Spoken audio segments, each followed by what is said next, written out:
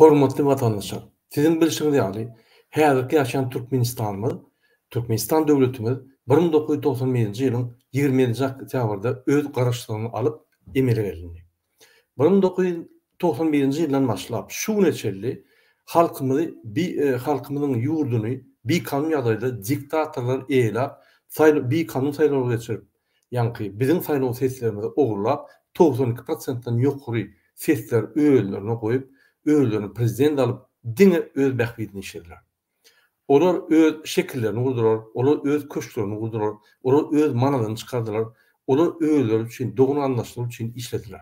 Biziň halkymyz 33 ýyldan bäri diňe kösenip gelýär we bir adalatlygy dadyp gelýär. Hormatly vatandaşlar, ine gaýtyp biz öňkü Sowet Soýuzyna adalatlarymyz köpdi. Häzirki güne biziň ne de adalatlarymyz bar, ne garaşlarymyz bar, ne kanunlarymyz bar, ne biz arkyň ýaşap bilýäris.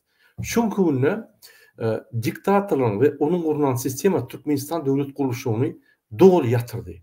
Türkmenistanyň kanunlary işlänok. Türkmenistanyň konstitusiýasyna hiç kimi, ýani konstitusiýasyny hiç kim hormat goýanok.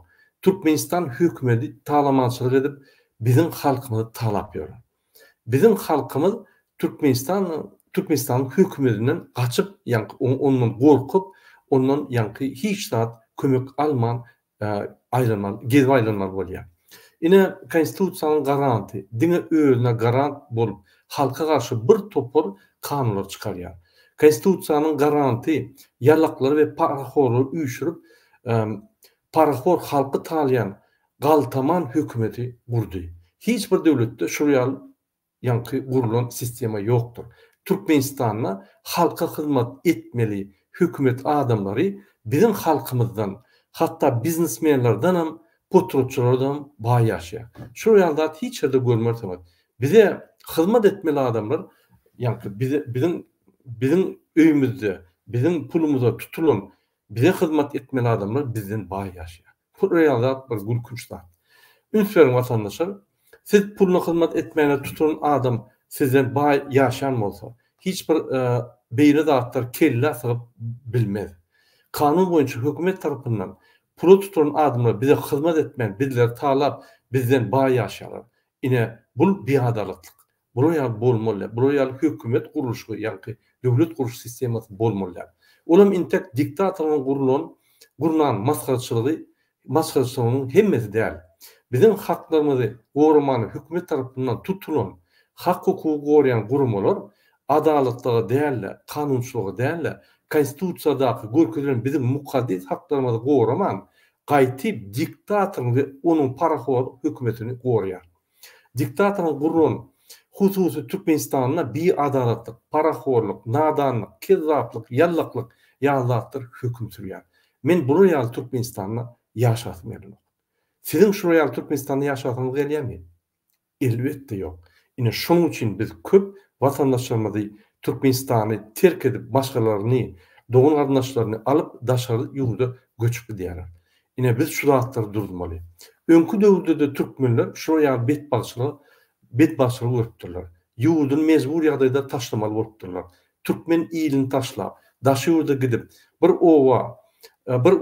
bir kiçik owa hökmüne galyp ýa-da bolmasa başga bir halkyň içinde ýitirmeliler.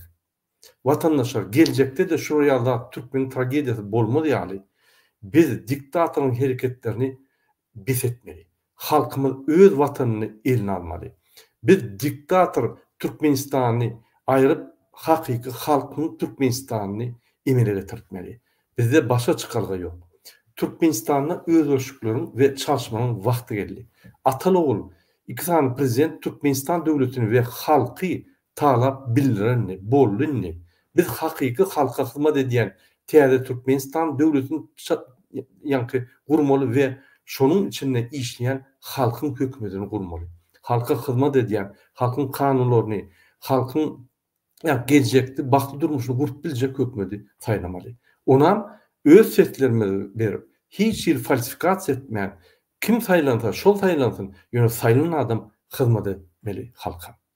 Ine şonuň üçin biz Türkmenistanyň demokratik opozisiýasynyň wekilleri biziň watandaşlarymyzy Eyzi Fitr günü erteki namazyna, ýagny erteki Ramazan bayram namazyna siz mesçitlere barmaňyzy we şol ýerde bayram namazyňyzy etmäni çagyrýarsyz.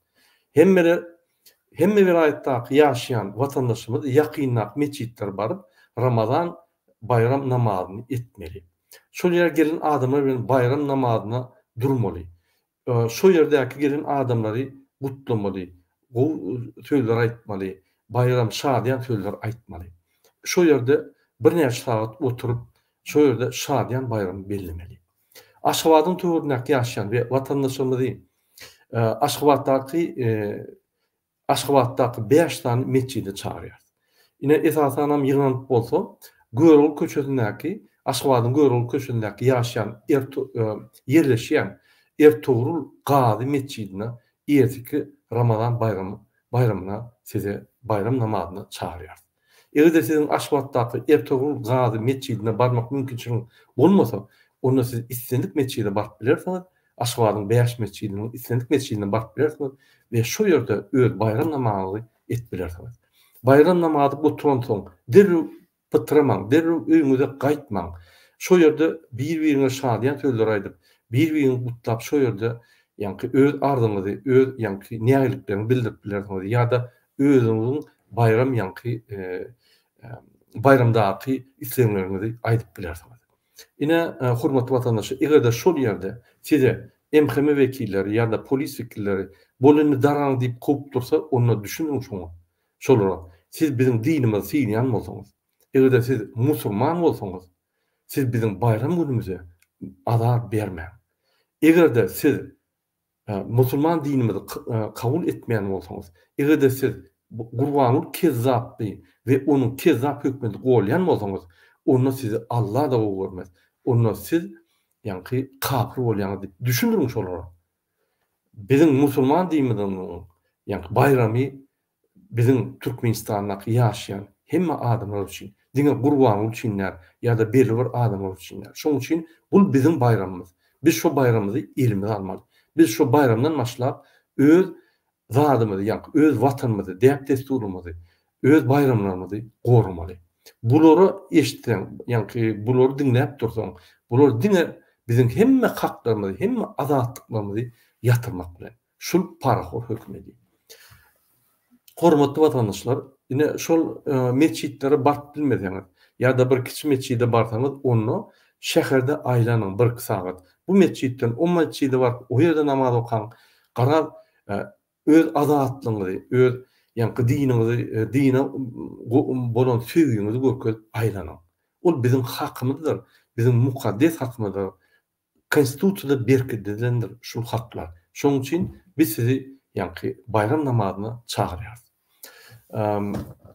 Hormatly watandaşlar, men size ýa-ni Görül köçesindäki ýerleşýän Ertuğrul Gazi mescidini görkezýän, şo ýerde siz görürlersiňiz ine. Şu mescide barsaňyz has bolar. Sebäbi şu mescidde biz esasy adamlar ýygnarys we şo ýerde ýagny ine men görkezýän. Şo ýerde esasy adamlar ýygnarlar da şo ýerde uly Ramazan bayramy, ýa-ni bayram namazy geçer. Onu ýygnanyp, onuň içine giýip bilmeseňiz, daşynma, köçede, ýa-ni namaz edilersiňiz. Şo ýerde üýüşüň garar, şo ýerde üýüşüp halk öz çäretine, halk öz bayramyna avtonom ýagdaýda ýygnanyp bilýänini görkezim. Ine üns berseňiz şu Görol köçesi, ine hormatly watandaşlar, şu Görol köçesinde ine Ertuğrul Gazi mescidi bar. Şu mescide barıp ýa-ni bayram namazy okap bilersiňiz. Hormatly watandaşlar, men şunu bilen öz gysgaçyk efirimi utarýan we sizin hemmäňize birinji bilen roza aýyna edýän dilegleriniz kabul bolsun diýär. Biz hem Allah'dan dilegler edýäs. Türkmenistanda ýaşaýan halkymyz adalatlyk, azatlyk, azatlyk we baxtly durmuşda ýaşasyn diýip biz Allah'dan dilegler edýäs. Hormatly watandaşlar, Türkmenistan hökman azat bolmaly. Bizim halkymyz hökman diktatorlaryndan diýinip azatlyğa çykmaly. Türkmenistan hökman azat bolmaly. Sağ olun hormatly watandaşlar.